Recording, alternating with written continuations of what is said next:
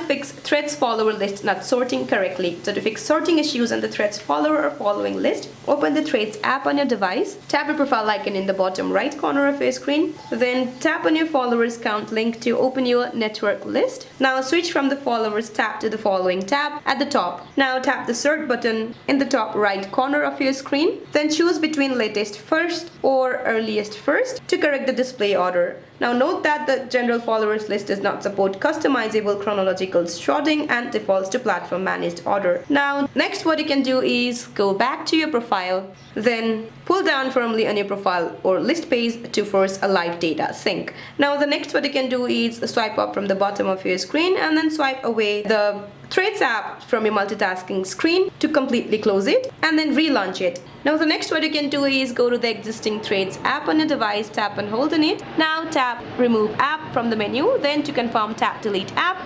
Now go to your app store, find the Threads app and then reinstall it from there. So that's it for this video guys. I hope this video is helpful. Please don't forget to like and subscribe. See you in my next video.